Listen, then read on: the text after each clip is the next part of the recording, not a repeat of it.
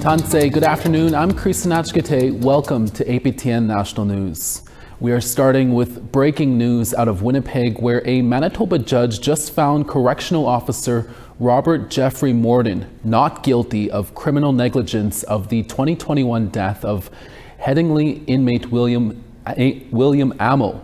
The judge also acquitted Morden on the charge of failing to provide the necessities of life. The First Nations man, who was a member of the Esgenoopetitj First Nation, who was involved with a standoff with officers in February of 2021 and later died in hospital. Our Sierra Bettons will have more on this in our evening news at 6 p.m. Eastern Time with Dennis Ward. One person is dead and another person is injured while the gunman remains on the loose in Esgenoopetitj First Nation in northeastern New Brunswick. New Brunswick RCMP say members of the Agecoutay detachment responded to a report of a man with a gunshot wound Thursday afternoon. When police arrived, they found the body of a 47-year-old man and another man with non-life-threatening injuries who was taken to hospital. About 2 hours later, RCMP issued a public cell phone alert about the gunman, asking residents to remain in their homes. Police are searching for 47-year-old Keith Martin. He is considered armed and dangerous. He has dark hair and was last seen wearing a gray jacket, jeans, a black winter hat, and carrying a bag. He also had bandage and blood on his forehead. RCMP asked the public to call 911 if you see Keith Martin and do not approach him. RCMP say they are no longer looking for Keith Martin's vehicle and that he may be on foot. There will be an increased police presence in the area as they continue to search for the gunman. As of 1 hour ago, the alert ready is no longer active. Winnipeg police are asking for the public's help in identifying a deceased woman found on August 10th. According to a news release, police found the deceased woman in a building on the 600 block of Main Street in Winnipeg. This is a composite sketch of the woman. She's described to be in her 20s to 30s and approximately 5'5" in height with a very thin build. She has short, dark hair, brown eyes, and has a mole above her left eye. The woman was wearing a gray Bench brand hoodie, black pants with a bright yellow stripe down the side, black socks, and black runners. In her possession was a large tan-colored handbag and a Blue Roots brand suitcase. If you have any information that can help identify the woman, you're asked to call the Winnipeg Police Missing Persons Unit or Crime Stoppers. A man who headed up a fraud ring forging more than 2,000 pieces of art by the late Anishinaabe artist Norval Morrisseau has been sentenced to 5 years in a federal penitentiary. APTN's Fraser Needham has more. 52-year-old David Voss had previously pleaded guilty to charges relating to his central role in the fraud ring, which ran out of Thunder Bay from 1996 to 2019. The 5-year sentence does not include any restitution for the estimated $100 million the Norval Morrisseau estate lost because of the fraud scheme. But estate CEO Corey Dingle says it is fair. I understood the trade-off of going for restitution usually equates a smaller sentence, where if there's nothing there to gather, then I would rather have him spend more time in jail. That does not preclude us going through any civil matters with him. Sentence was handed down by Justice Bonnie Walkerton in Thunder Bay Superior Court Thursday afternoon. Walkerton told the court this case was more than art fraud. It was a case of cultural appropriation of Canada's most loved artist. The Morrisseau estate has been pursuing charges against Voss and other fraudsters since the mid-1990s. Dingle says he hopes because of the case, Canada realizes it is time to update its art forgery laws.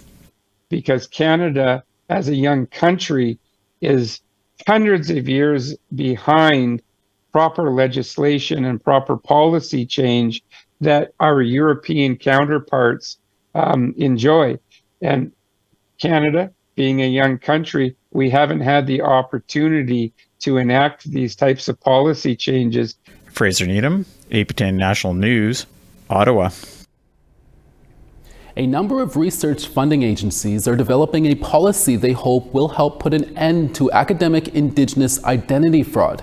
It comes after several media reports were made of people falsely claiming they were Indigenous.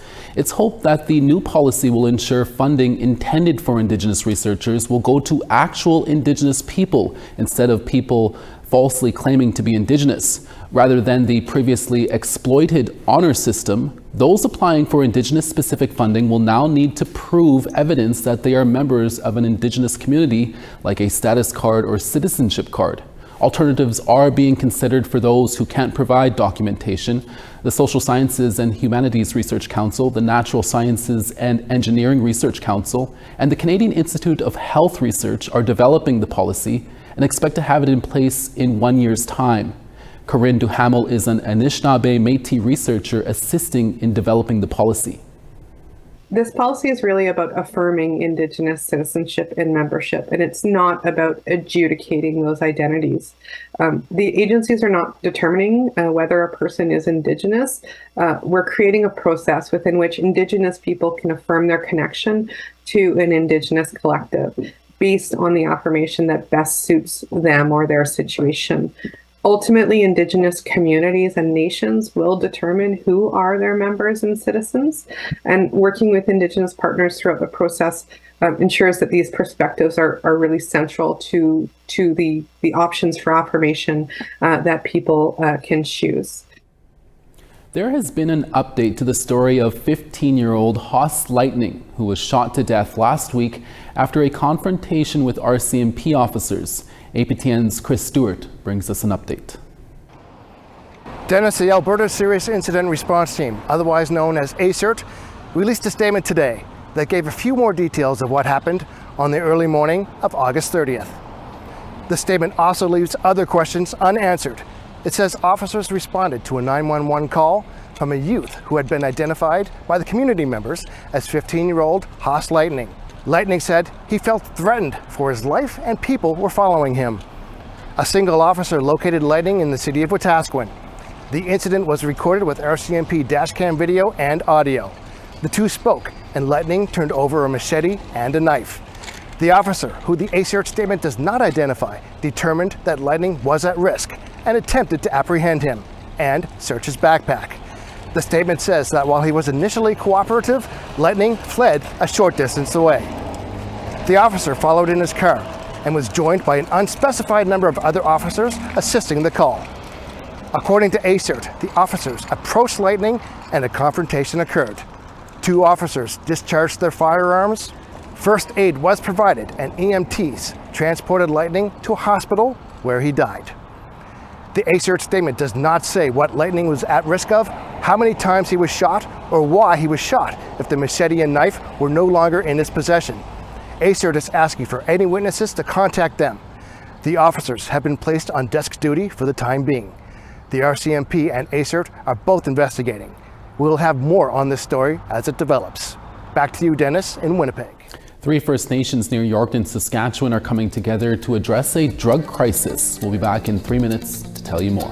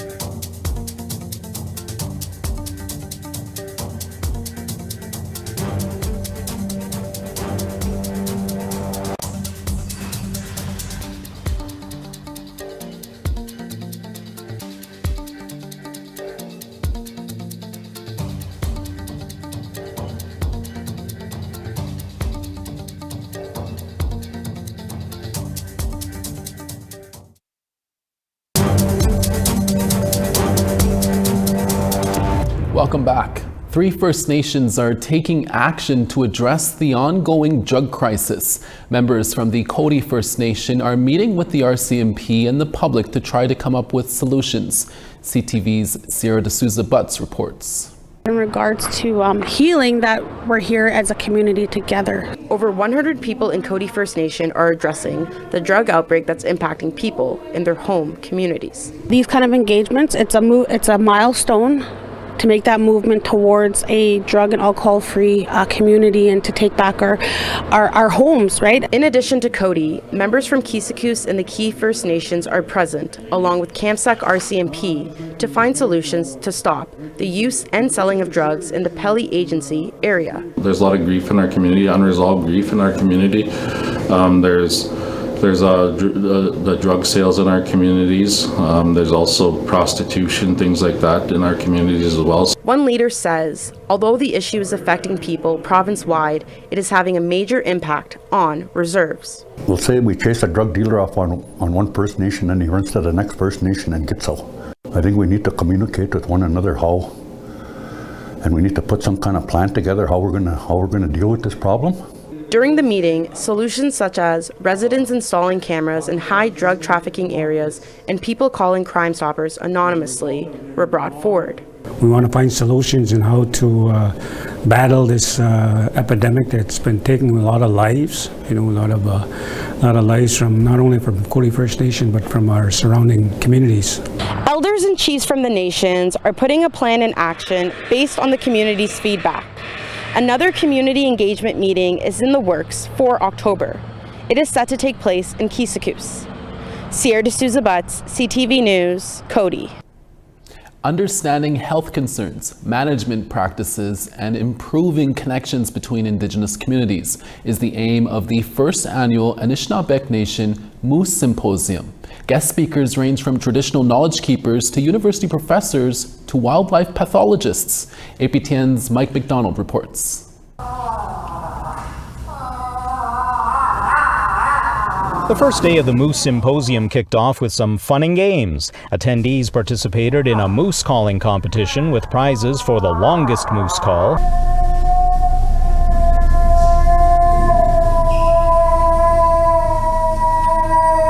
and the funniest.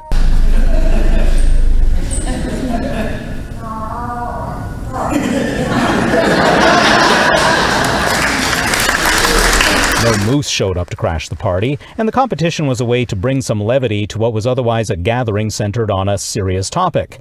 Those in attendance compared experiences from across the vast territory of the Esgenoopetitj Nation. I come from southwestern Ontario, and we don't have very much game left in that area simply because we have a lot of farms, right? And we have a lot of industrial activity in our area. So I think these people from the northern area are being cautionary about when they come to the south and they see a lot of the development taking away a lot of the natural habitat for the game. The symposium was more about people management rather than moose management. But I think there's an urgency and a need to continue having symposiums like this to raise awareness and to discuss ways of curbing our activities to make sure that these populations stay healthy and their environments that they live in. Along with the challenges posed by development and industry, the issue of climate change was also discussed. I think that all kind of jumps into the forefront when we need to have this conversation now.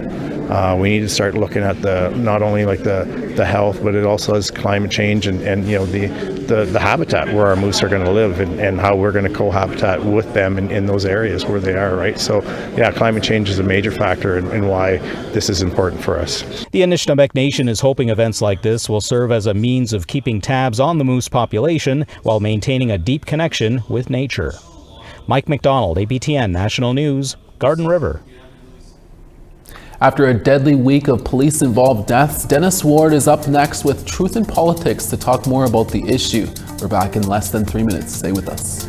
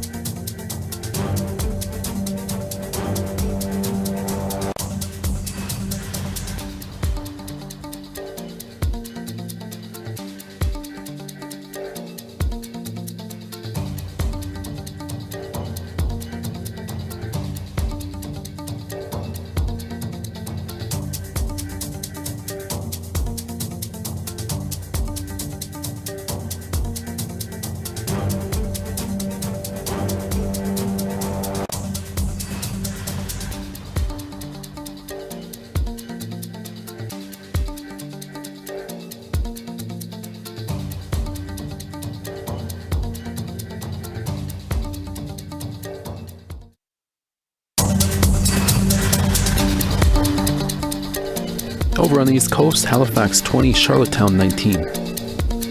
Cartwright 14, La Grande River 7. 13, Saguenay, Val-d'Or 10. Peterborough 18, Toronto 20. 24 in Timmins, Sioux Lookout 8. Pacatawagan 11, Thompson 10. Winnipeg 13, Princess Harbour 11. Regina 13, Saskatoon 14. 12 in La Ronge, Stony Rapids 14. 29 in Fort McMurray, Peace River 28. 32 in Medicine Hat, 32 in Red Deer. Tofino 23, Kamloops 35. It has been a deadly week involving Indigenous people and law enforcement. Last Friday morning, a 15-year-old Samson Cree Nation boy, Hoss Lightning, was shot dead by RCMP officers in Wetaskiwin, Alberta. In Winnipeg on Sunday, Tammy Bateman, who was living in a homeless encampment, was hit and killed by a police vehicle.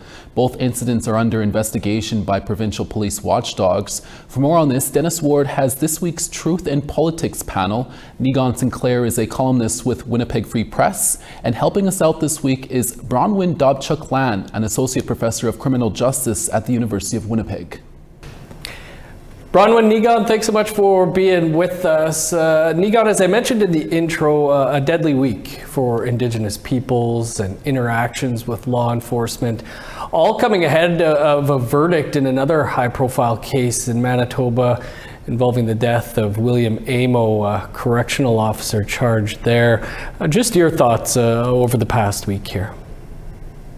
Well, the closest I have been working with is with the Amo family. I know William's mother very well, and I know William's son. This has reverberated throughout not just the Amo family, but also throughout the entirety of everybody related to the family. This death and the horrendous deaths that have occurred in the Indigenous community over the past week has been a reminder that while we may at times see justice, such as in the Skibitsky trial, we continue to not see institutions change, things like prisons, or in the case of the Winnipeg police officers' treatment of a woman in an encampment.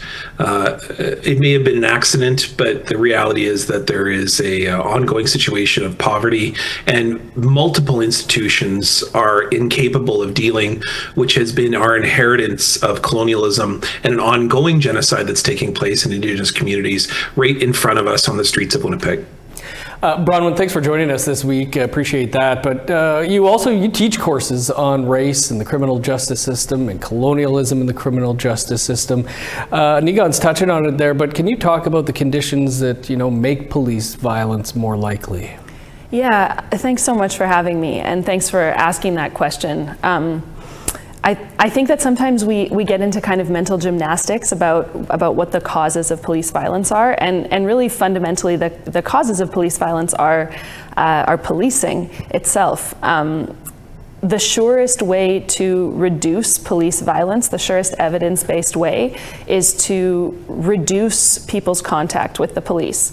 And instead, what we've seen over a few decades of decision-making in Winnipeg and Manitoba now is the steady creation of a situation where when people are in crisis, when people have emergencies, or even when people aren't in crisis and don't have emergencies, they are more likely to be responded to by the police rather than some other type of service response. So the conditions that make people vulnerable to interpersonal violence are actually really similar to the conditions that make people vulnerable to police violence. And those are the conditions that reduce people's power over their own lives, the conditions that reduce the spaces that people are allowed to exist in ways of their choosing, the conditions that cause people to be scrutinized for having needs that are visible. I think that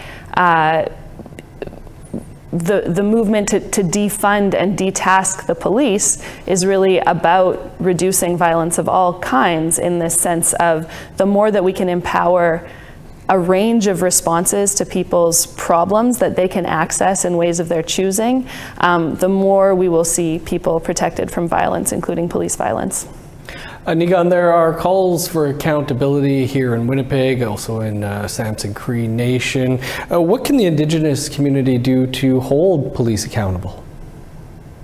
No one has ever said we need to get rid of all police and not have police. I mean, that's the biggest misnomer and misunderstanding.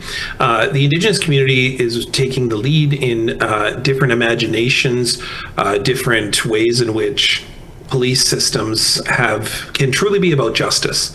What they can be is about systems that show evidence of love, of kindness, of empathy.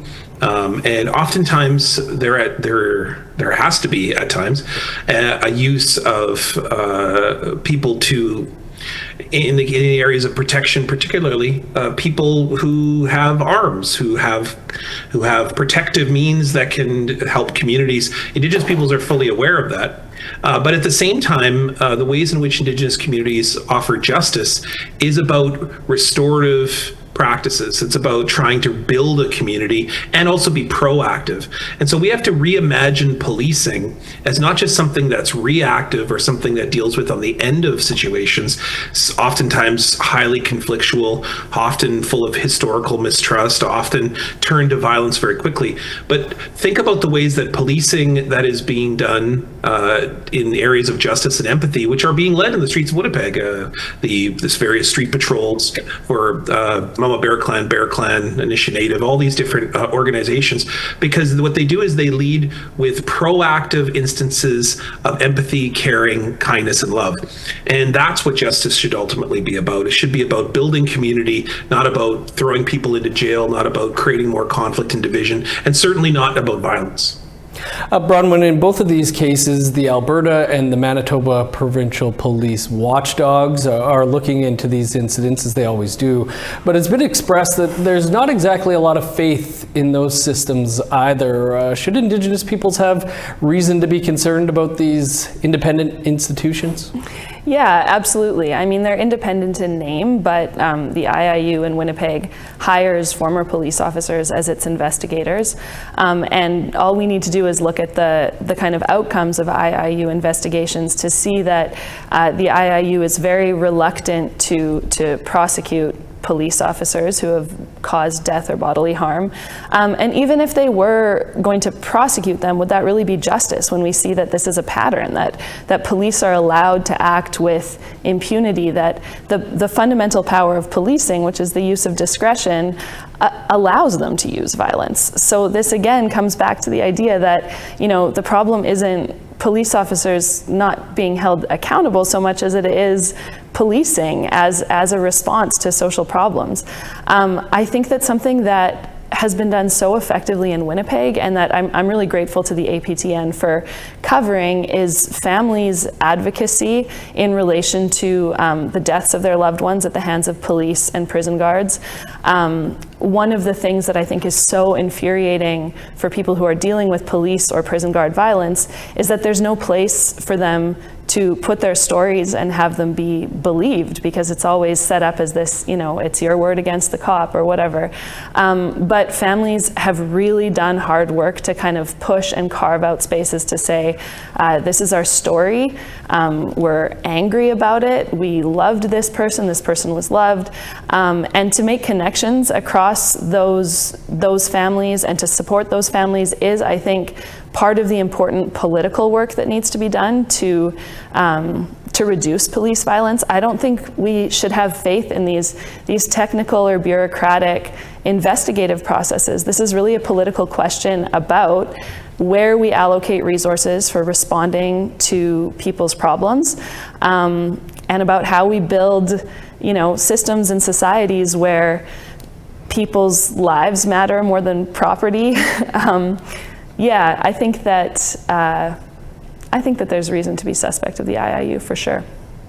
Bronwyn, Nigan, we'll have to leave it there. Appreciate you both weighing in on this issue this week. Miigwech, thanks so much. Thank you.